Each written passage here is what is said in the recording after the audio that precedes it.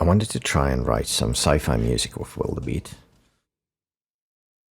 I chose the trailer for Bladerunner 2049 as an inspiration to give me some picture to write for, and I didn't write the music just particularly for this trailer.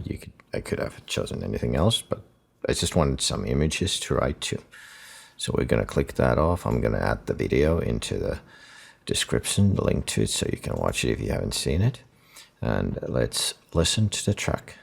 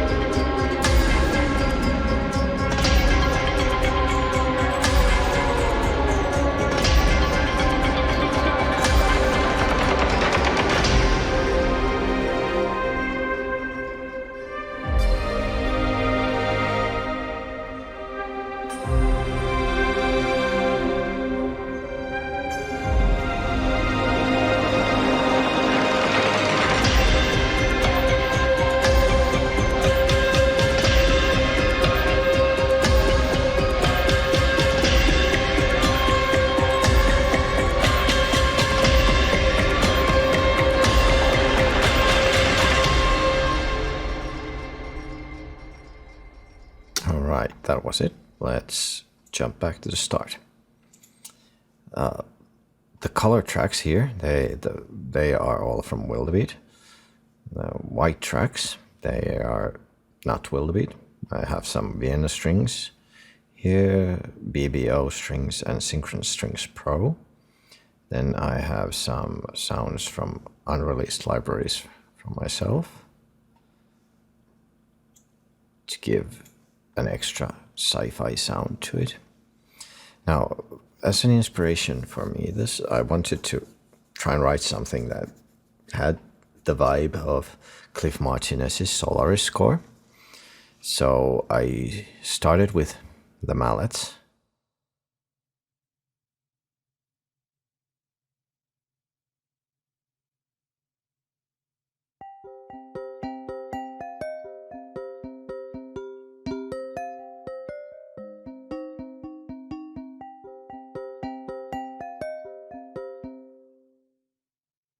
That was the dry sounds. It sounds kind of boring, so I added some delay to it. Then some reverb. And cut out the low frequencies to make it sit better in the mix. Then I doubled it with the natural. Up, double clicked again with the natural mallet, which I tightened and used a little bit of the width control of it. Then put reverb on it. And those two make out the backbone of the sound of this track.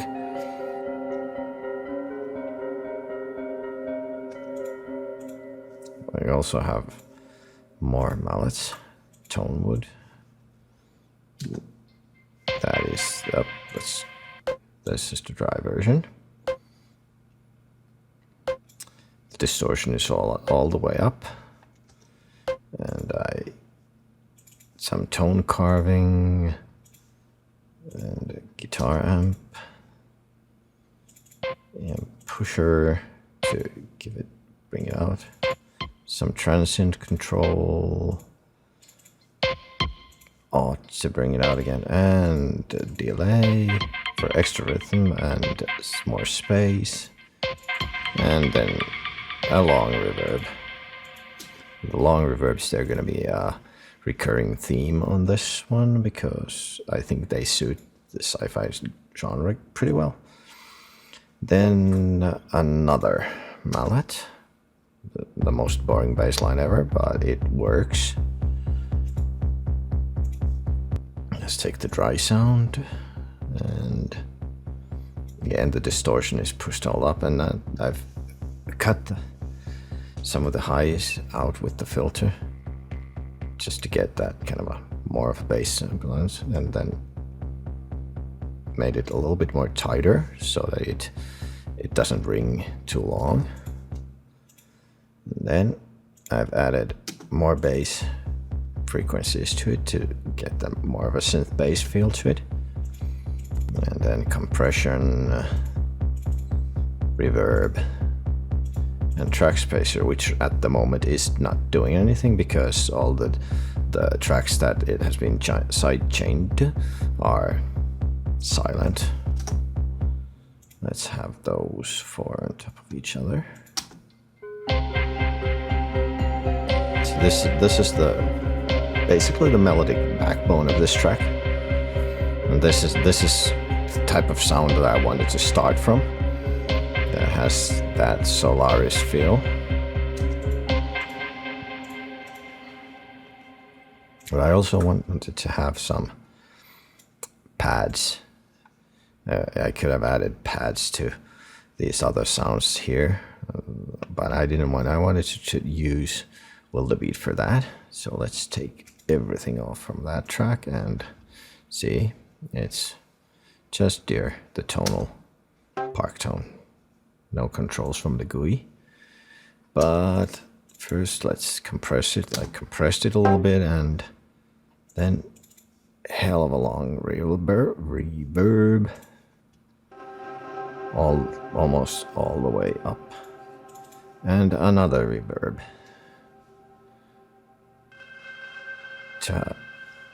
These make the sound longer, but they also, one thing that I wanted to do is to hide the transient hit of the mallet and just bring out the tonal elements of it.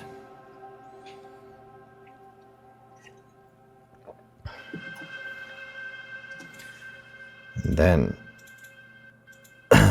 we have Snap Heap.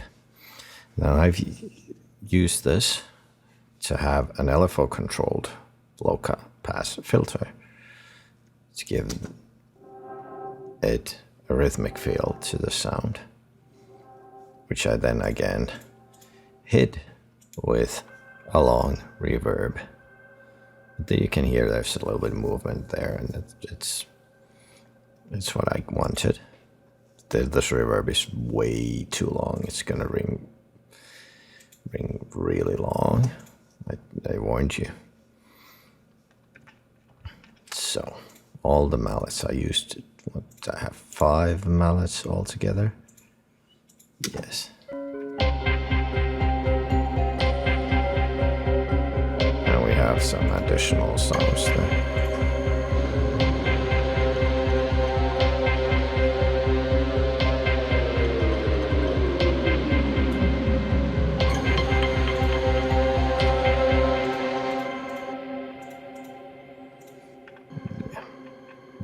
Let's go. Then we have the room shakers.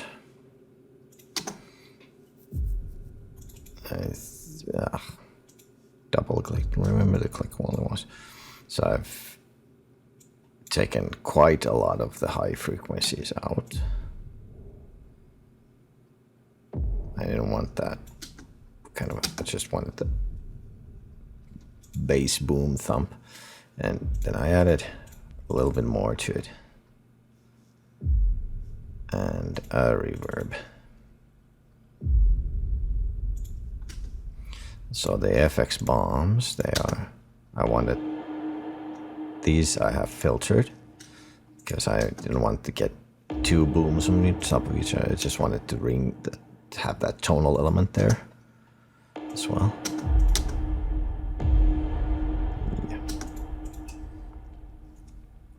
And a lot of this Wildebeat is as a percussion library, so a lot of it is going to be percussive things and rhythmic things. So let's take a quick look at the Neo Shaman kit I've used.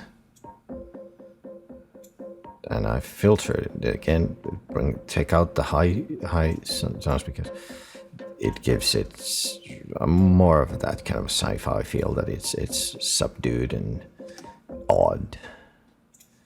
And compress it a little bit, bring it out, and reverb, and then take out the excess low frequencies that we don't need.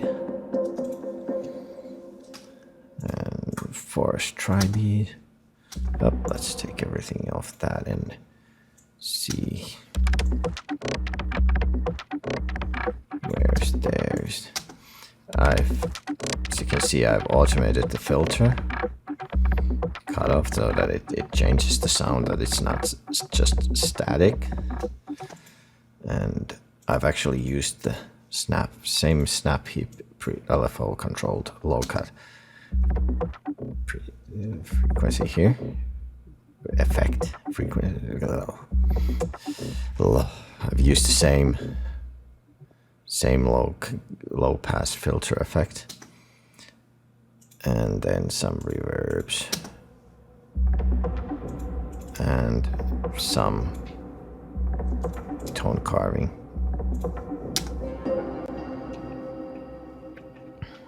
And then let's turn on to some more fun things. Loop glitches. This is the end result of what I did with this. I used it as a transition sound. I also have the basics subdued whooshes there as transition, but this is the main fun transition sound. I filtered it. I used a filter and automated it so that it opens up. That it just doesn't burst into your ears at full force, that sound, but it opens up. But I've also used the pitch bend to make it a little bit different. That it's not, again, it's not a static sound. There's movement and there's things happening, which make it sound real fun. But on top of that as well, I didn't want. Let's take that out. I didn't want it to just be like this. But I wanted to have it just a little bit of a double sound so that it's an octave lower.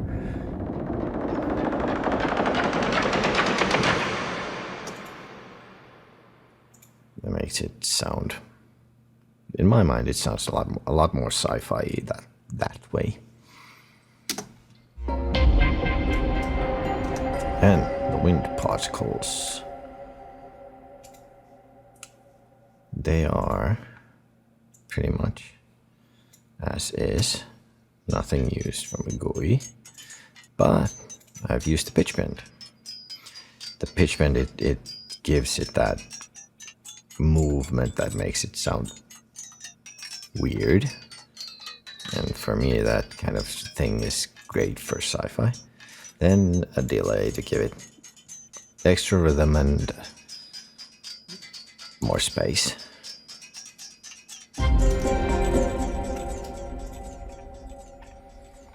Then we have the Iron Foundry. Here I've cut, I remember, did I cut? Oh, I didn't actually cut anything, I remembered wrong. This is the dry sound again. Pushing it to the top and reverb. There's one thing I want to show here. Now we have these four. This roll to the hit. I've used the pitch bend to make it more lively. This is how it sounds with just repeated notes. That's kind of boring. But when we put the dropping pitch. This sounds a lot more fun.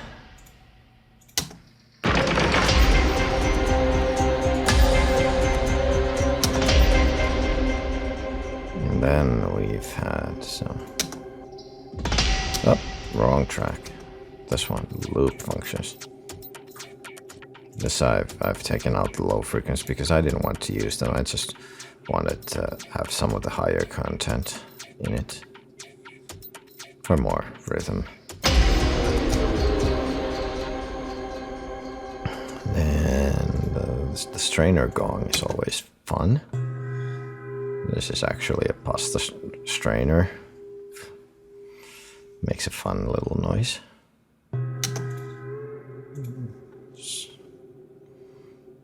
And then the iron foundry again.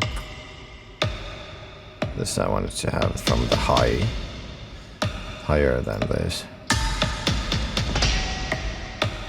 Both iron foundry.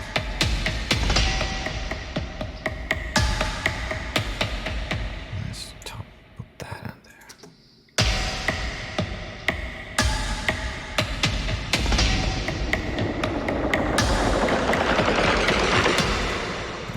That sounds fun. Then I added a kick. And again, I've used a falling pitch. It's going the full 2-octave range down. And then there's jump at the end. Again to the top and a quick drop. Just to make it more lively and not static. Okay, and then we have this is for the end part. I use some basic trailer music tricks. You have an alarm there, and you have a riser there.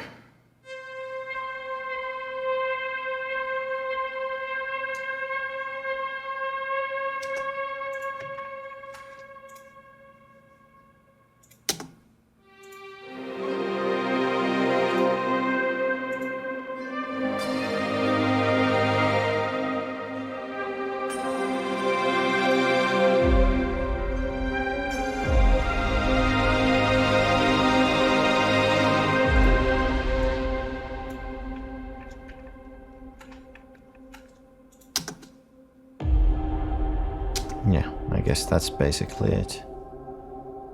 Everything I've done with this track, it's based on the idea that I wanted to have these two as the backbone, and everything else is built around it.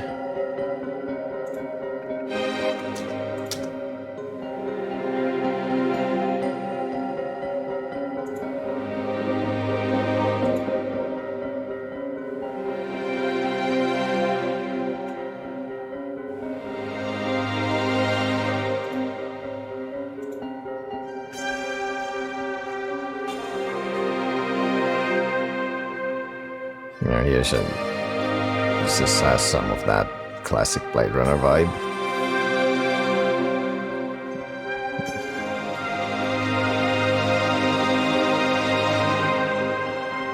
And again, the Solaris. But yeah, I think you can write sci-fi music with Wildebeat.